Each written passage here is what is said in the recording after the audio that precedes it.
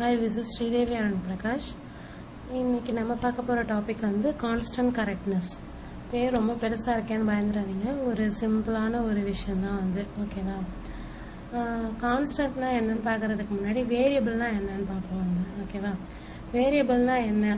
நம்மளுடைய ப்ரோக்ராமில் வந்து இந்த டேர்ம் அடிக்கடி யூஸ் பண்ணுவோம். ஏன்னா என்ன டேட்டா கொடுத்தாலும் அது ஒரு வேரியபிளில் தான் வந்து நம்ம ஸ்டோர் பண்ணுவோம் வந்து.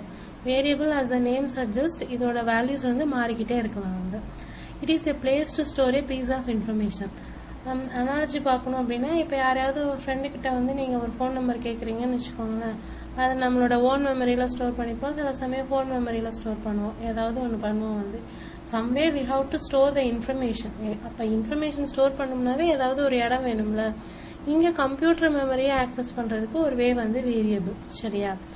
ஃபார் எக்ஸாம்பிள் இன்டெக்ஸ் அப்படின்னு ஒரு டிக்ளரேஷன் போடுறீங்க அப்படின்னா, ஒரு வீடை வந்து கட்டியிருக்கீங்க, அதை வாடகைக்கு விட போகிறீங்க அப்படிங்கிற மாதிரி அர்த்தம்.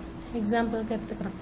எக்ஸ் ஈக்குவல் டு 10 அப்படின்னா அந்த வீட்டில் வந்து ஒரு ஆள் வந்துட்டாங்க உள்ள. இது வந்து ரெண்டல் ஹவுஸ் தானே, ஒருத்தங்களே அதே வீட்டிலே இருப்பாங்கன்னு இல்லை, அவங்களுக்கு வேறு வீடு பிடிச்சதுன்னா அங்கே போயிடுவாங்க வந்து. ஸோ புதுசாக வந்து நியூவாக வந்து வருவாங்க டெனன்ட் வந்து. ஸோ எக்ஸ் ஈக்குவல் டு 20 அப்படின்னு போடுறீங்கன்னா வீட்டுக்கு வந்து புது ஆள் வந்துட்டாங்க, ஓகேவா? இதான் அனாலஜி.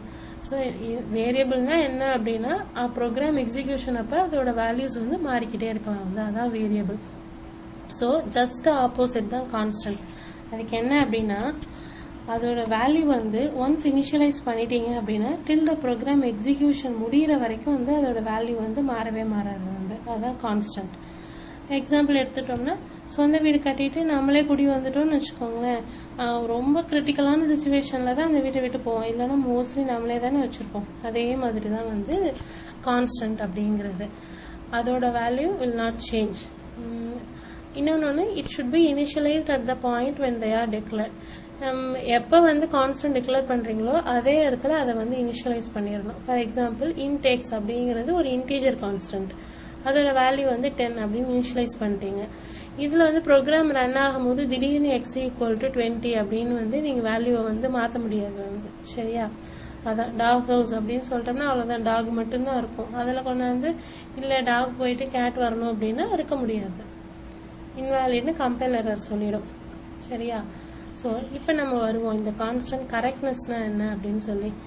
இந்த வார்த்தையை ஆக்சுவலாக இந்த டுட்டோரியல் ப்ரிப்பேர் பண்ணும்போது தான் இந்த கரெக்ட்னஸ்ங்கிற வேர்டை நான் படித்தேன் வந்து. என்ன அப்படின்னா, இது வந்து ஒரு குட் கோடிங் ஸ்டாண்டர்ட். கோடிங் ஸ்டாண்டர்ட்னாவே எதுக்குன்னு நமக்கு தெரியும் வந்து, it's not A compulsion, but பண்ணிங்கன்னா நல்லது. இதெல்லாம் ஃபாலோ பண்ணீங்க அப்படின்னா உங்கள் கோடு வந்து கிளியராக இருக்கும், டீபக்கிங் வந்து ரொம்ப ஈஸியாக இருக்கும் வந்து. அதுதான் வந்து கோடிங் ஸ்டாண்டர்டோட பர்பஸே வந்து. பட் மோஸ்ட் ஆஃப் த இதில் வந்து நம்ம அதை ஏதோ கம்பல்ஷனுக்காக பண்ணுற மாதிரி நினச்சிப்போம் வந்து, பட் அது அப்படி கிடையாது. கான்ஸ்டன்ட்டுங்கிறது ஒன் மோர் கோடிங் ஸ்டாண்டர்ட் அப்படின்னு வச்சுக்கலாம். எப்படின்னா, it make it clear to yourself and others. Others தான் இங்கே மெயின் முக்கியம். நம்மளை விட அதர்ஸ் என்ன, நம்ம அடித்த கூட இன்னொருத்தங்க புரிஞ்சுக்கிறதுங்கிறது ஒரு பெரிய வந்து அச்சீவ்மெண்ட் மாதிரி வந்து. அந்த இடத்துல போய் நீங்கள் ஏதாவது ஒரு டேட்டாவை கான்ஸ்டண்ட்டாக வைக்கணும்னு உங்கள் மனசுக்குள்ளார நினச்சிட்டு அடிச்சுட்டு அதை அவங்க சேஞ்ச் பண்ணிட்டாங்கன்னு போய் ஃபைட் பண்ணுறது வந்து it's not a wise thing. So எந்தெந்த டேட்டாவெல்லாம் உங்களுடைய ப்ரோக்ராமில் சேஞ்ச் ஆகக்கூடாதுன்னு நினைக்கிறீங்களோ அதெல்லாம் வந்து கான்ஸ்டன்ட் அப்படின்னு டிக்ளேர் பண்ண வேண்டியது உங்களுடைய கடமை, சரியா? இன்னொன்று மெயினாக என்ன பண்ணணும்னா, டீபக்கிங் டைமை வந்து இது கட் பண்ணும் வந்து. தெரியாதனமா யாராவது சேஞ்ச் பண்ணிட்டாங்கன்னு வச்சுக்கோங்களேன், நம்மளால வந்து அதை நேரோ டவுன் பண்ணி கண்டுபிடிக்கிறதுக்கே வந்து ரொம்ப டைம் எடுக்கும் வந்து. ஸோ இந்த கோடிங் ஸ்டாண்டர்ட் ஃபாலோ பண்ணால் உங்களுக்கு நல்லா யூஸ்ஃபுல்லாக இருக்கும். One more thing, type checking. என்ன அப்படின்னா, நீங்கள் கான்ஸ்டன்ட் டிக்ளரேஷன் பார்க்கும்போதே உங்களுக்கு தோணியிருக்கும், இதே தானே நம்ம இந்த ஹேஷ் ரிஃபைன் அப்படின்னு மேக்ரோ போடுவோம், அப்புறம் எதுக்கு புதுசாக என்னமோ புது இது மாதிரி இதை சொல்கிறாங்களேன்னு நினச்சிங்கன்னா, மேக்ரோஸோட பெரிய பிரச்சனை என்னன்னு பார்த்தீங்கன்னா, அதில் வந்து டைப் செக்கிங் கிடையாது, ஜஸ்ட் சப்ஸ்டியூஷன் அலைஸ் மாதிரி வந்து பண்ணியிருப்பாங்க. எங்கெங்கெல்லாம் இப்போ வந்து ஹேஷ் ரிஃபைன் மேக்ஸ் 20 அப்படின்னு போட்டிருக்கீங்க அப்படின்னா, மேக்ஸ்ன்னு உங்கள் ப்ரோக்ராமில் எந்த இடத்துல இருந்தாலும் அது பாட்டு வந்து அதை மாற்றி விட்டு போயிடும் வந்து, 20 மாற்றி விட்டு போயிடும். நீங்கள் அதை வந்து ஒரு ஃப்ளோட்டுக்கு அசைன் பண்ணுறீங்களா, கேரக்டருக்கு போடுறீங்களா, அதெல்லாம் வந்து பிரச்சனையே கிடையாது வந்து. ஏன்னா இது கம்பைலருக்கு முன்னாடி ப்ரீ ப்ராசஸர்லேயே நடந்துடும் வந்து. ஸோ ப்ரீ ப்ராசஸருக்கு இந்த டைப் செக்கிங்லாம் பண்ணுற அளவுக்கு இன்டெலிஜென்ஸ் கிடையாது, கம்பைலருக்கு தான் அந்த இன்டெலிஜென்ஸ் உண்டு. ஸோ நம்ம என்ன பண்ணுறோம், ஒன் லெவல் பிஹைண்டாக பண்ணலாம், ஏன் முன்னாடியே பண்ணணும் அப்படிங்கிறதுக்காக இந்த கான்ஸ்டன்ட்டுங்கிற இந்த கான்செப்டே வந்துச்சு. ஓகேவா, இதோட மெயின் ஸ்ட்ரென்த் இதுதான். ஓகே, எதுக்காக கான்ஸ்டன்ட் அப்படின்னு தெரிஞ்சிட்டோம். நெக்ஸ்ட் எப்படி அதை யூஸ் பண்ணுறது அப்படின்னு இருக்குல்ல. ரொம்ப சிம்பிள். நார்மலாக ஒரு இன்டீஜர் டிக்ளேர் பண்ணுறதை எப்படி டிக்ளேர் பண்ணுவீங்க அப்படின்னு பார்த்தீங்கன்னா இன்ட் x = 5 அப்படின்னு போடுவீங்க. இப்போ நம்மளுடைய ஒரு கான்ஸ்டன்ட் இன்டீஜர் வேணும் அப்படின்னா கான்ஸ்ட் அப்படின்னு ஒரு கீவேர்டு யூஸ் பண்ண போகிறீங்க. ஆக்சுவலாக கான்ஸ்டன்ட்னு போடணும், நம்ம எழுத சோம்பேறித்தனப்பட்டுட்டு இப்படி ஒரு கீவேர்டு கொடுத்துட்டாங்க CONST அப்படின்னு சொல்லி. சரியா, இப்போ இதில் என்ன உங்களுக்கு குழப்பம் வரலாம்னா கான்ஸ்டன்ட்டை முன்னாடி போடுறதா டேட்டா டைப்புக்கு பின்னாடி போடுறதா அப்படின்னு ஒரு குழப்பம் வரும்.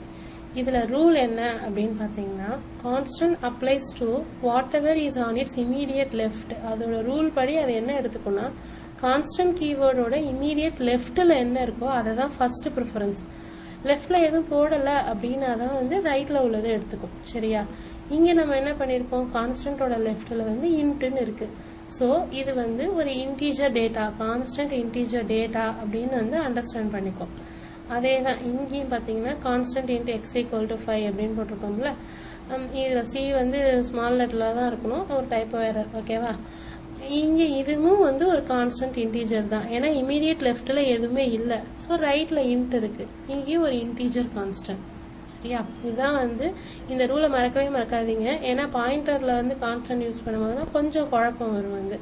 ஸோ கண்ணை மூடிட்டு கான்ஸ்டன்ட்டோட இமீடியட் லெஃப்ட்டில் என்ன இருக்கோ அதுதான் கான்ஸ்டன்ட் அப்படிங்கிறத அண்டர்ஸ்டாண்ட் பண்ணிக்கோங்க. லெஃப்ட்டில் இல்லைன்னா தான் ரைட்டுக்கு போகணும் நீங்கள். சரியா, ஸோ நெக்ஸ்ட்டு ஃபஸ்ட்டு என்ன எடுத்துக்கலாம், சிம்பிளான கான்ஸ்டன்ட் வேரியபிள். அதுதான் நம்ம ரொம்ப அடிக்கடி யூஸ் பண்ணியிருப்போம். ஏன்னா இந்த மேக்ஸ் வேல்யூ செட் பண்ணுறது, சீலிங் வேல்யூ செட் பண்ணுறது, அப்படி இப்படின்னு ஏதாவது நம்ம செட் பண்ணுவோம். அது எப்படி டிக்ளேர் பண்ணுறதுன்னு பார்க்குறோம். x = 5, இது ரெண்டுமே சேம் தான் சொன்னால. x = 10ன்னு அசைன் பண்ணிங்கன்னா கம்பைலர் உங்களை மண்டையில் தட்டிடும். இது இன்வாலிட்னு எரர் கம்பைலேஷன் அப்பயே சொல்லிடும். ஸோ நீங்கள் இதை பண்ணணும்னு மறதியில் பண்ணாலும் பண்ண முடியாது. சரியா, இது ஒரு சிம்பிள் கான்செப்ட் தான். நெக்ஸ்ட்டு வேரியபிள் அப்படின்னு போயிட்டோம், முடிஞ்சிருச்சுனாவே நெக்ஸ்ட் என்ன பார்ட் வரும், பாயிண்டர் வரும். பாயிண்டர்னு எடுத்துக்கிட்டிங்கன்னு வச்சுக்கோங்களேன், இதில் 2 பேர் உள்ளே வருவாங்க. ஏன்னா பாயிண்டர்னாவே எப்போ பார்த்தாலும் ஒரு அட்ரஸ் வரும், அட்ரஸில் உள்ள வேல்யூ அப்படின்னு பேசிக்கிட்டே இருப்போம்ல. இதில் அட்ரஸ் கான்ஸ்டண்ட்டாக இருக்க போதா டேட்டா கான்ஸ்டண்ட்டாக இருக்க போதா அப்படிங்கிறதுல ஒரு 4 காம்பினேஷன் வந்துடும். சரியா, ஃபஸ்ட்டு நம்ம என்ன பண்ணுறோம் அப்படின்னா டேட்டாவை கான்ஸ்டண்ட்டாக வச்சுப்போம் அப்படின்னு சொல்லி பாயிண்டர் டு கான்ஸ்டன்ட் டேட்டா அப்படின்னு கொடுத்துருப்போம். அப்படின்னா என்ன, நீங்கள் ஒரு பாயிண்டர் டிக்ளேர் பண்ணுறீங்கல்ல, அதை யூஸ் பண்ணி அது ரெஃபர் பண்ணிக்கிட்டு இருக்கிற வேல்யூவை நீங்கள் சேஞ்ச் பண்ண முடியாது. ரெஃபர் பண்ணிக்கிட்டு இருக்கிற வேல்யூனா என்ன அர்த்தம், ஸ்டார் பிடிஆர்னு ஒரு பாயிண்டர் டிக்ளேர் பண்ணியிருக்கீங்கன்னா அதில் உள்ள வேல்யூவை எப்படி ரெஃபர் பண்ணுவீங்க, ஸ்டார் பிடிஆர். நம்ம யூஸ்வலாக என்ன பண்ணுவோம், ஸ்டார் பிடிஆர் = 20, 30ன்னு அசைன் பண்ணுவீங்கல்ல, அந்த மாதிரி பண்ண முடியாது. ஏன்னா அது ஒரு கான்ஸ்டன்ட் டேட்டாவை ரெஃபர் பண்ணுது. சரியா, pointer to constant data does not allow modification of the data to the pointer. சரி, அப்பனா எப்படி எதுக்காகன்னு பார்த்துட்டோம். நெக்ஸ்ட் எப்படி டிக்ளேர் பண்ணுறது அப்படின்னு பார்க்கணும். proceed the star. So either of the following two declarations are valid. நான் பாருங்க, constant type star variable அப்படின்னு போடுறோம். இங்கே நான் என்ன சொல்லியிருக்கேன், டேட்டா தான் கான்ஸ்டன்ட், பாயிண்டர் கான்ஸ்டன்ட் கிடையாது. ஸோ பாயிண்டரோட லெஃப்ட்லேயோ ரைட்லேயோ கான்ஸ்டன்ட் இருக்கக்கூடாது, டேட்டாக்கு முன்னாடி தான் இருக்கணும். இங்கே நம்ம டேட்டான்னு எதை சொல்லிப்போம் அப்படின்னா, இந்த டேட்டா டைப் கொடுக்குறீங்கல்ல அதை தான் டேட்டான்னு சொல்லிடுவோம். அதனால் அந்த டைப்புக்கு முன்னாடியோ பின்னாடியோ தான் நீங்கள் போடணும். கான்ஸ்டன்ட் டைப் ஸ்டார் அப்படின்னு போடணும், இல்லைன்னா டைப் கான்ஸ்டன்ட் ஸ்டார் அப்படின்னு போடணும். இப்படி போட்டிங்கன்னா தான் இது ஒரு கான்ஸ்டன்ட் டேட்டா. சரியா, மாற்றி போட்டிங்கன்னா இதோட மீனிங்கே மாறிடும். ஓகே,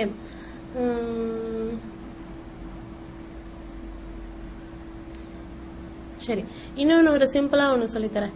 இப்போ நீங்கள் டேட்டா கான்ஸ்டண்ட்டா இல்லை பாயிண்டர் கான்ஸ்டண்ட்டான்னு கண்டுபிடிக்கிறதுக்கு இந்த ஆஸ்ட்ரிக் சிம்பிள் போட்டிருக்கீங்கல்ல, இதோட லெஃப்டில் கான்ஸ்டன்ட் இருந்துச்சுன்னா டேட்டா கான்ஸ்டன்ட், இதோட ரைட்டில் கான்ஸ்டன்ட் கீவேர்ட் இருந்ததுன்னா பாயிண்டர் கான்ஸ்டன்ட்.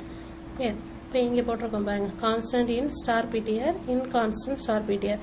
இந்த ரெண்டு இடத்துலையுமே ஆஸ்ட்ரிக் சிம்பிளோட லெஃப்டில் இருக்குது. So constant data.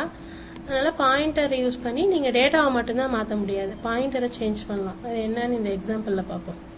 இங்க ஒரு எக்ஸாம்பிள் டிக்ளேர் பண்ணியிருக்கோம், போட்டிருக்கோம் பாருங்க. எக்ஸ் ஒய்னு 2 வேரியபிள் இருக்கு. இன்னொரு